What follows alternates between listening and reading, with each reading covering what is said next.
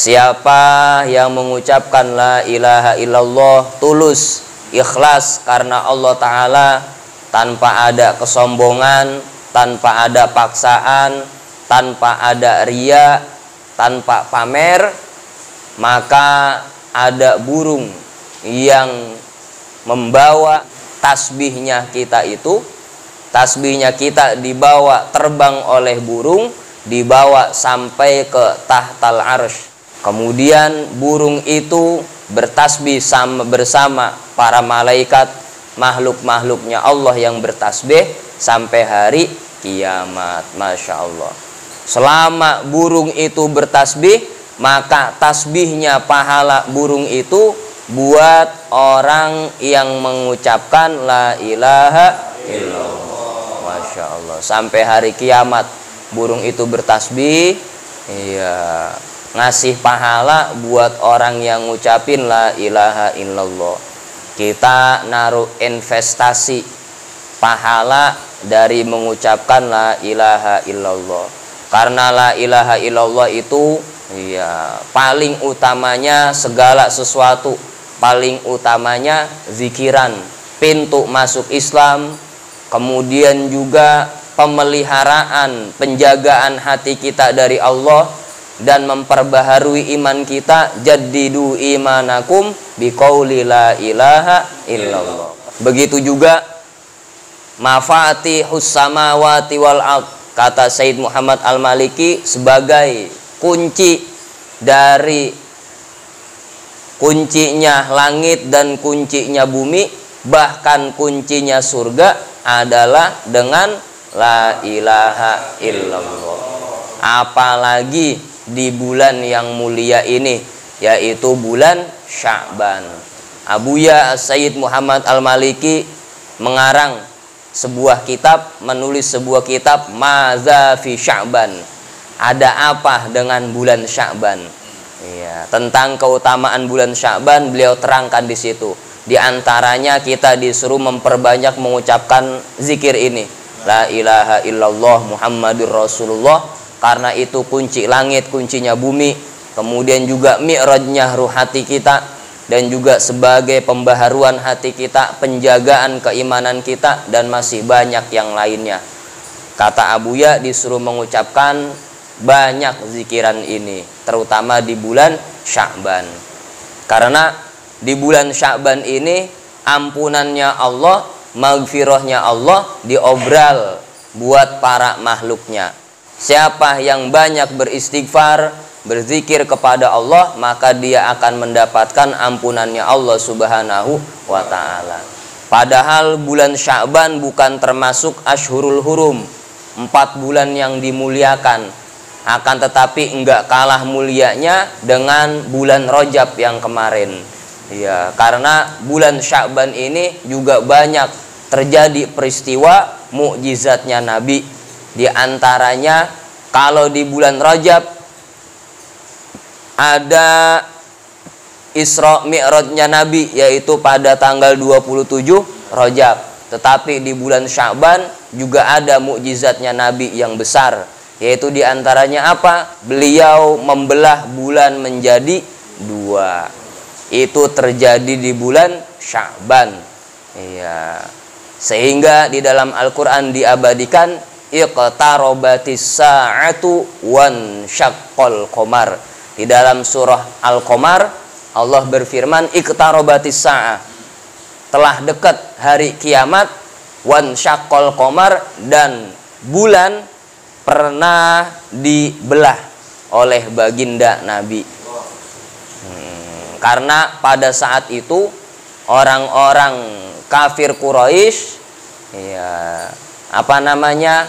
minta sama Nabi Muhammad, wahai Muhammad, coba tunjukin apa kehebatannya kamu.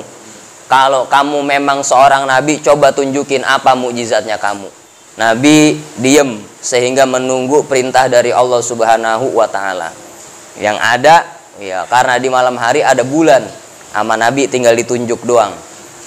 Ditunjuk bulan itu seret dibelah jadi 2. Langsung orang-orang kafir pada terkagum. Tetapi apa kata orang kafir? Wah, Hebat ente Muhammad, sihirnya ente bagus banget itu.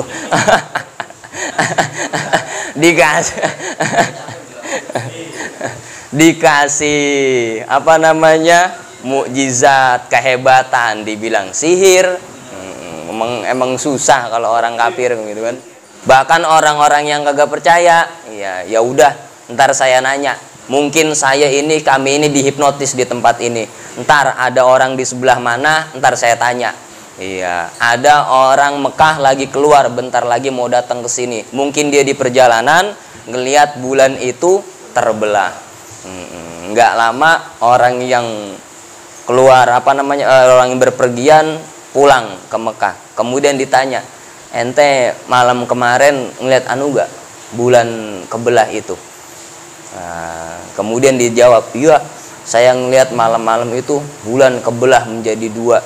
Itu hari yang luar biasa itu malam-malam itu. Wah, kaget juga dia. Kirain kita ini cuma dihipnotis ini. Ternyata emang beneran dia kagak tahu apa-apaan kan begitu.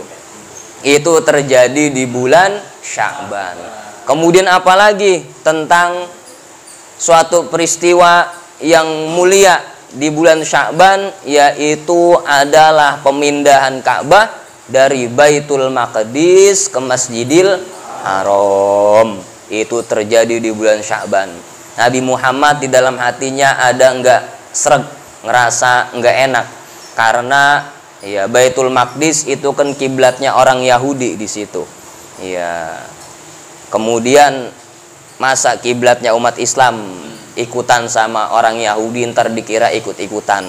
Nabi timbul kegelisahan di dalam hatinya, sehingga beliau sedang sholat, ya di pertengahan sholatnya yang pertama memadep ke Baitul Maqdis, ke Palestina, langsung ya di pertengahan sholat disuruh pindah oleh Allah menghadap ke Ka'bah kiblatnya, sehingga diturunkan firman Allah, qad nara taqalluba wajhika fis sama falanuwalliyannaka qiblatan tardaha fawalli wajhaka syatral masjidil harami wa haitsu ma kuntum fawallu wujuhakum syatrah wa innal ladzina la ya'lamuna annahul haqqu mir rabbihim wa mallahu bighafilin amma ya'malun.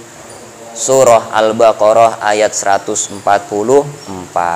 Itu terjadi pemindahan kiblatnya orang Islam dari Palestina Baitul Maqdis ke Masjidil Haram.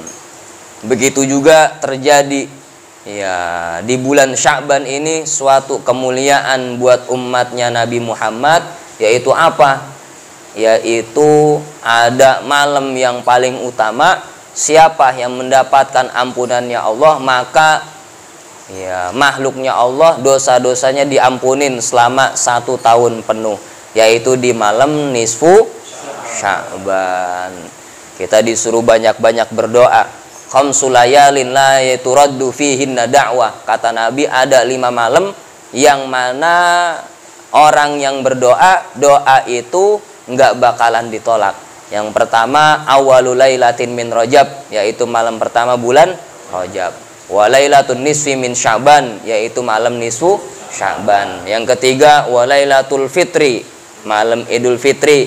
Yang keempat wa lailatul adha, malam Idul Adha. Dan yang kelima wa lailatul Jumat, malam Jumat. Bahkan Imam As-Subki mengatakan, iya, malam Jumat itu adalah pengampunan dosa buat orang-orang yang meminta ampun, maka dosa-dosanya diampunin selama 1 minggu. Orang ya yang memohon ampun di malam Jumat, maka dosa-dosanya diampunin selama 1 minggu. Orang yang berdoa di bulan Sya'ban meminta ampunan kepada Allah, maka dosa-dosanya diampunin selama 1 tahun. Dan orang yang mendapatkan malam Lailatul Qadar, maka bakalan mendapatkan ampunannya Allah ya, selama seumur hidupnya, seumur hidup. Karena Lailatul Qadri khairum min alfi syahrin, lebih baik daripada 1000 bulan. Bahkan kata Syekh Abdul Qadir Jailani, beliau mengatakan, ya, malam yang paling utama setelah malam Lailatul Qadar yaitu malam nisfu Sya'ban, karena dosa-dosanya makhluk itu selama 1 tahun diampunin oleh Allah Subhanahu wa ta'ala. Iya, ampunannya Allah diobral pada bulan Sya'ban ini. Ya tali Allahu tabaraka wa ta'ala fi lailatin nisfi min Sya'ban. Allah memperhatikan kepada makhluk-makhluknya di malam nisfu Sya'ban. Fayufaru li jami'il khalqi, maka Allah mengampunin semua makhluk-makhluknya, semuanya diampunin oleh Allah, illa li musyrikin au musyahinin, kecuali ada 2 yang gak mendapatkan ampunannya Allah, dia bakalan orang yang rugi. Siapa? Yang pertama, orang yang musyrik, menyekutukan kepada Allah, au musyahinin, atau yang kedua adalah orang yang berantem kagak akur-akur. Iya, di malam nisfu Sya'ban masih berantem aja. Iya, masih dengki aja sama orang. Kalau ketemu, iya disapa, dia mulutnya jalan sambil monyong aja, manyun bebek.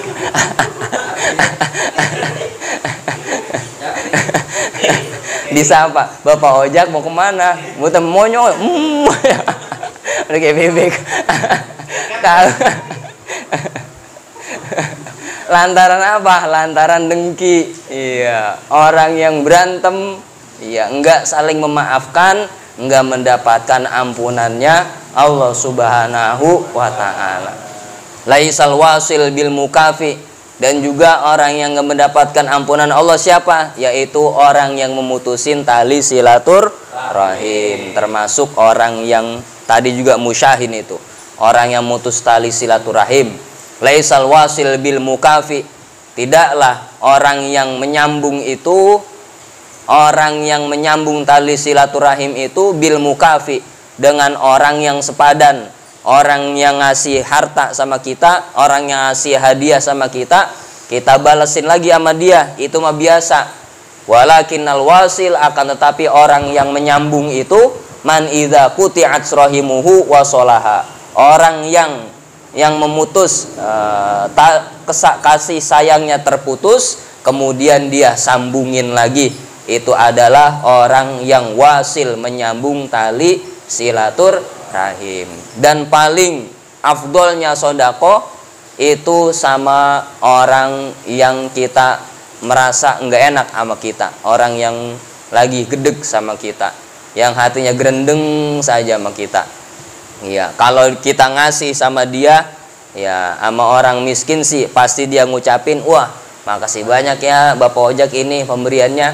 Coba kalau kita ngasih sama orang yang gedeg, iya, dia ngucapin makasih kagak, ngucapin apa kagak.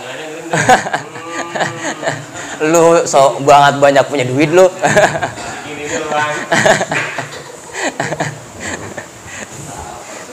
Itu kan berat itu, Masya Allah, barakallah. Makanya ampunan Allah di malam nisfu Sya'ban, apalagi mengucapkan la ilaha illallah, itu memang dianjurkan oleh para ulama-ulama salaf.